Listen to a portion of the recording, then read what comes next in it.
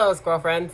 Welcome back to another video on my channel. How are you doing? Doing okay? I know, it's really hard times. We're all kind of lonely and cabin fevery and stuff. Hope you're doing something good for yourself. Be creative. Go do a new task, new craft or something. It's kind of fun. Who cares? Nobody's gonna see it, right? Can't even talk to each other. Barely look at each other nowadays. Whatever. I got a request from my yoga teacher and friend, Laura, and she had an idea of doing a video about like 20 questions or 20 things about me. So I came up with the 20 things about me. Seems awful self-centered, but I guess that's kind of what YouTube's for, is to indulge your inner self-centeredness. It's hard to talk sometimes. I'm gonna do my eye makeup while we do that, and I'm trying a new primer from E.l.f. because I like E.l.f. because did you know that I didn't know that they were completely cruelty-free and vegan. I guess they just assume everybody should know that they're good people. Not nowadays. But yeah, so we're gonna try this eye primer and see how it works today. And no, they didn't pay for any of it. I'm not getting sponsored by them. Unless they want to. If you want to, that's great. I doubt I get enough people to actually watch this. You know, where do we start? No, not at the very beginning, because that's just crazy. You never start at the beginning. That's just silly. That's for logical people, and I am not a logical person. First thing is, if you didn't know, I am a flutist. I currently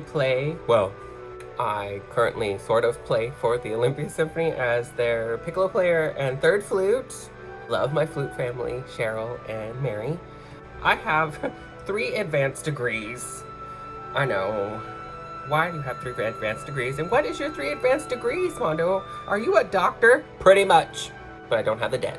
I have a bachelor's of music from Central Washington University, where I studied with Dr. Ott. He took a huge chance on me. I was not a good flute player. I had only been playing for probably about like 4 years. I taught myself. I had taken lessons from Beth Jensen and Mary Jensen before that, and through the kindness of them, I had a lot more knowledge than I would ever have had. They packed a lot of stuff into those 2 years of working with them, my last 2 years of high school. My second degree was a couple years. I took some time off and I lived in Spokane for a while. And then in 2010, I decided to accept a little scholarship and stuff from Colorado State and work with Dr. Michelle Stanley at Colorado State, which was really fun. That was my first time like actually being out of the state, living out of the state. That was really fun. I had such a good time there. A lot of fond memories of Fort Collins. That was a big adventure of my life. That was really fun. The first time in my life that I actually took a big adventure. I like drove there and had nothing. Nothing. I had no bed. I had no furniture. I lived in this little tiny studio apartment that was probably like 350 square feet of livable space. Yeah, so that was an experience. And then my last degree is an artist diploma from Columbus State University. I ended up finding out the place from Colorado, and Dr. Martin, she came into the class with us. This kind of like proves the value, not the value, I should never say that, the power of having a resting bitch face when I am trying to pay attention the best of my abilities. She thought I was having none of it. She thought I was just like, I don't understand what this woman is talking about, nor do I care what this woman is talking about, when in all actuality, she was blowing my little brain away. She was talking about how like we move our bodies in a certain way, and we just think that like we think our shoulder starts here and it starts here. All this stuff is so strange. And I was like, oh my God, I've been doing this wrong my whole life. I've been moving my whole body, my whole life. So then I finished up my artist diploma there with Dr. Martin. I specialized mostly in piccolo at that time. I just kind of admitted it to myself and decided that, yeah, I should just focus on piccolo. So I did. And that's where I actually took my first composing lessons. I had been composing for a while, but mostly just like random lesson here and there about like what I could do better in my composing. But that was the first time I had like some formal training. I actually had like a teacher, Fred Cohen, Dr. Fred Cohen, who was my teacher for a while until he moved on to bigger and better things in California. He taught me a lot about like getting my voice out there and refining what I was trying to say as a composer. I grew up in Wenatchee, Washington. No judgment, no judgment. It was a teeny tiny town, but then I moved to Ellensburg, so like, it was huge compared to Ellensburg. So as you can tell, I lived in Fort Collins. I lived a lot of places in Washington. I've lived in Spokane, all over Seattle. So I lived in Renton, Kent, Olympia, and now Bellingham. But I've also lived in Fort Collins, Colorado, and I lived in Columbus, Georgia. Columbus, Georgia is a teeny tiny town, not teeny tiny. Columbus, Georgia is probably bigger than Bellingham, but it is right on the border of Alabama and Georgia. It is about 2 hours south of Atlanta, and Violet Chachki is right, we don't call it Hotlanta. I started working for Barnes & Noble in 2008. I started as a music seller in the Spokane Valley store. I've worked at, this is my 9th store since being with the company.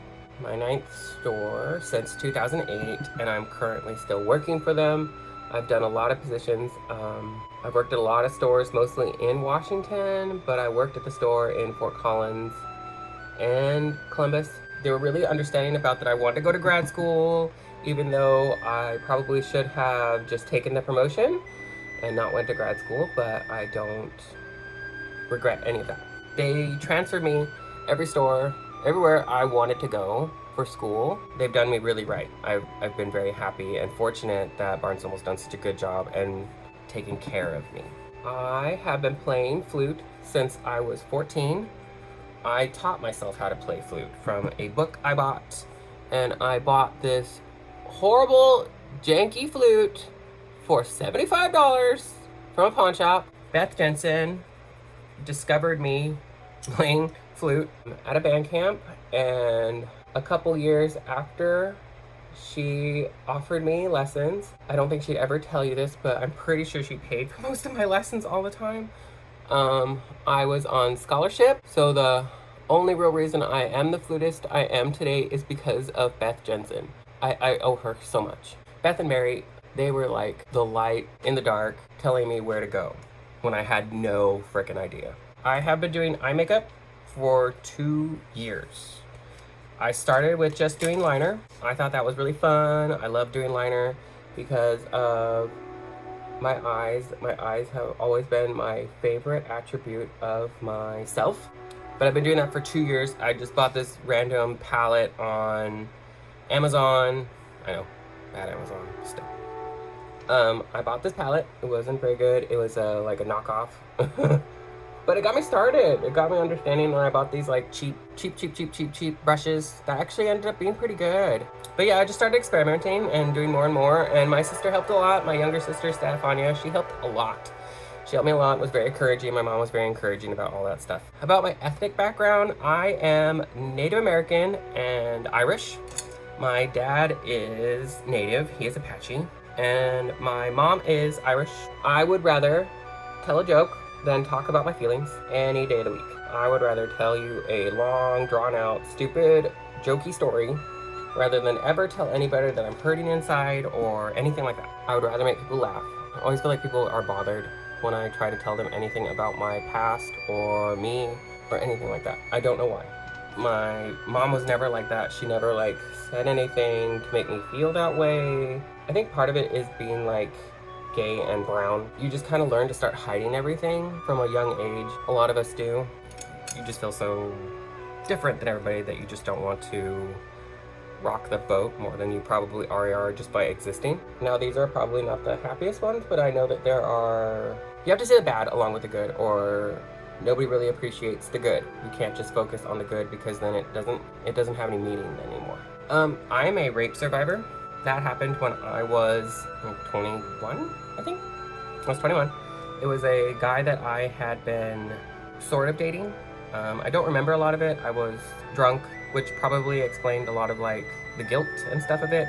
And I've seen a therapist about it, and I have a lot of tendencies from it that are subconscious because I just don't remember a lot of it physically. Like I just don't actually remember a lot of it.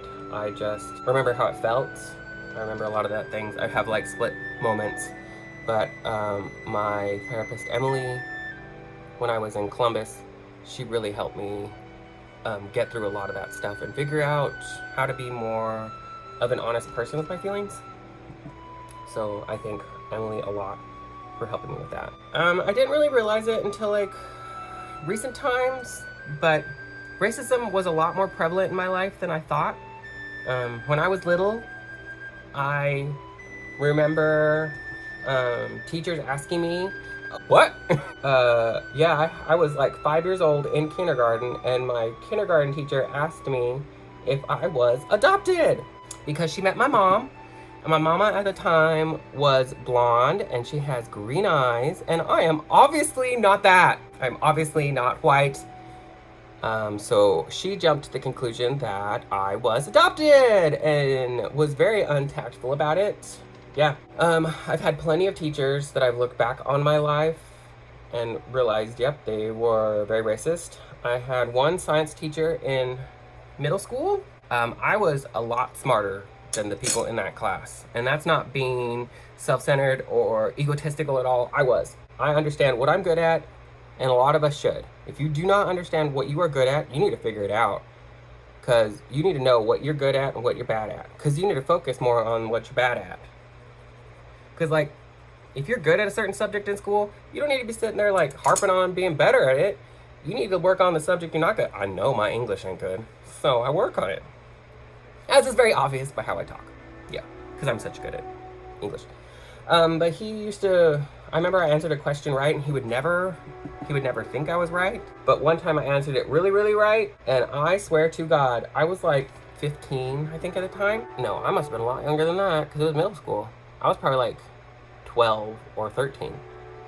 And he looked at me like a dog walked out of the jungle and said, "Can I have a martini, dry with a twist?" He looked at me so weird. I didn't even understand what to do. But I think a lot of kids are like that. I think a lot of kids get that kind of treatment when they're of color, and especially when we're of color and gay. I think we get a lot of that kind of treatment, which is really sad, but that's just, that's just how it is. A thing that haunts me a lot, even though it's been a long time, it's been about 6-7 years, is when I was in Columbus,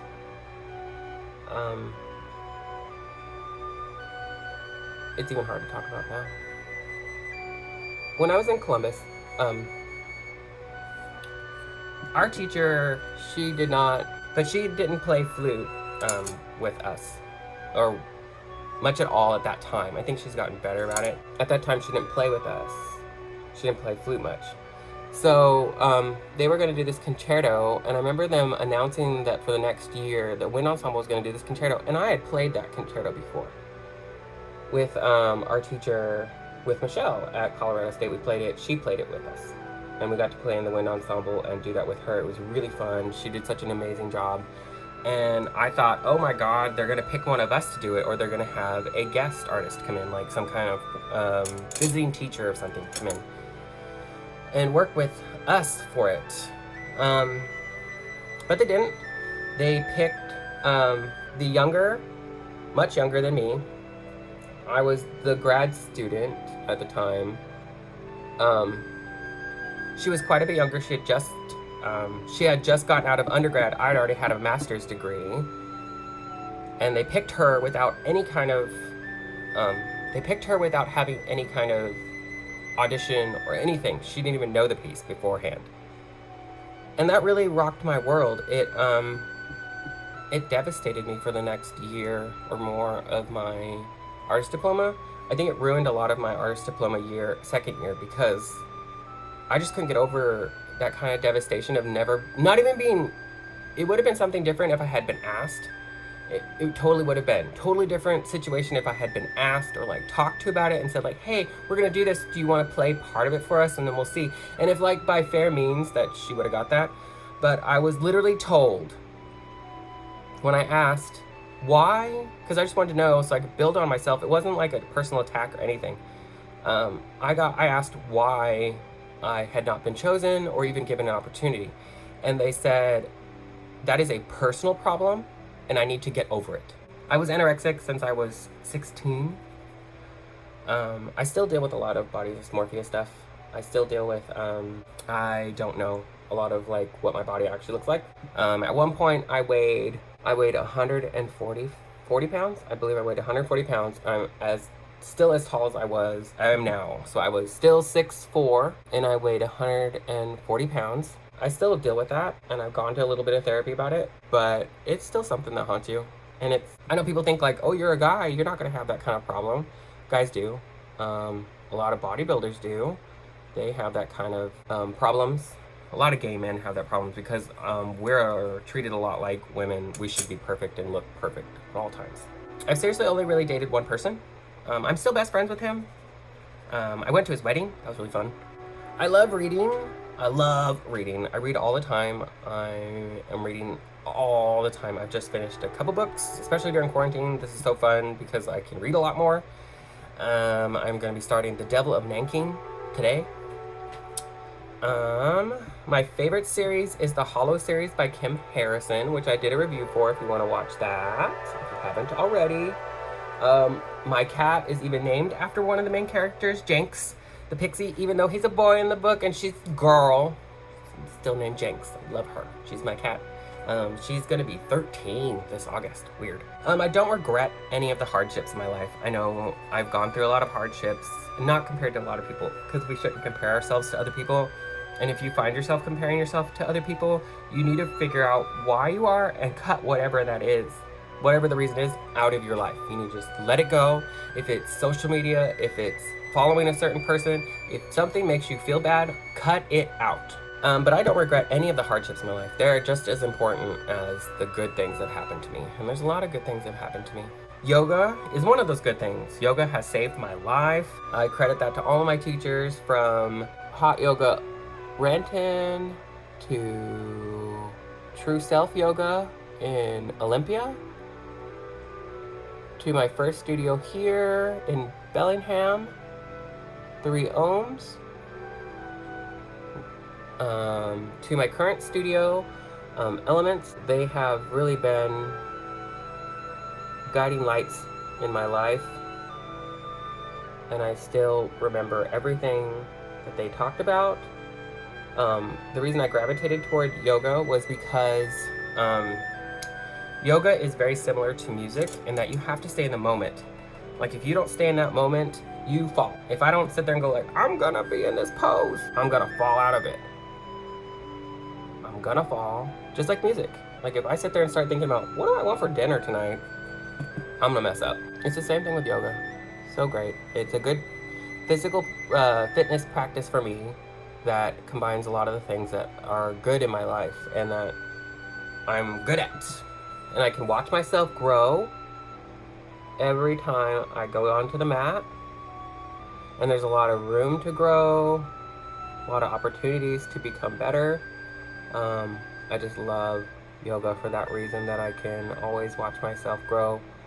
And it's so fun to grow from other people, because when you go to class, you can watch how like the teachers do things and other students, because we're all on different paths. Some of us are brand new, and you can learn things from brand new people, and you can learn things from people that have been doing yoga for millions of years. I am named after my grandfather and dad, who are both passed.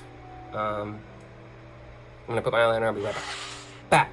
Okay, so yeah, both of my granddad and my father have both passed. My dad passed when I was about 13, and my grandfather died when, just recently. I was not in contact with him at all. A weird thing about me, so this is all random, I have seen ghosts my whole entire life. I've seen ghosts since I was little. I think it's part of being native. I think we all just do. I think we're more, I don't think we're necessarily more open, like any kind of brain waves or like made a certain way that makes us open. I think we just are, it's part of Native culture. My grandmother, as if you watched my haunted dolls video, she was very open to it. Very interesting woman. I lived in a house one time that had a ghost in Spokane. There's 2 ghosts that lived there, a little girl and an older gentleman. He always wore a brown suit, and the little girl always wore white. She had a white dress on. They're like the closest ones I've ever really like seen. Most of the time I just kind of feel them. I hope you guys enjoyed this video. Hope you guys are enjoying the other videos. I'm trying to do like the spooky stuff, but those are hard to find good stories. Like, oh, I have to say, if you guys are looking for a good mascara, Younique's Moonstruck Epic 3D Fiber. I'm not getting paid for this. My friend gave me them. She gave me this tube. Laura, she gave me a tube. She sells different Laura than my yoga teacher friend, Columbus friend. And she gave me this tube, and I seriously, they're pretty. Like, I think they make your lashes look so, oh, that got one on there. Looks funny. Okay, there, it fixed it, yeah. But they, I have huge eyelashes to begin with, and I don't need any more, but I like these. As always, guys, I hope that you are being safe out there, enjoying this nice weather as best we can. Keep social distancing, because it's not getting better anytime soon. It might just get a wee bit better. But as you can tell by how high my voice went there, I don't believe that. And that's not shade or being mean or being negative at all. I'm trying to be the best I can about all of this situation. Try to be as good as you can. Always try to be your best person. So be nice to other people. Wear your mask in the right spot. In the right spot. Not here. Here. Okay? So wear your mask right. Wash your hands. Take care of yourself. Take care of the ones you love. We'll all get through this somehow. Somehow. We will. I hope you guys are having a great morning, afternoon, evening, middle of the night. If you like makeup and watching me talk about weird stuff, subscribe, share. I'll see you guys later. Be safe out there. Bye.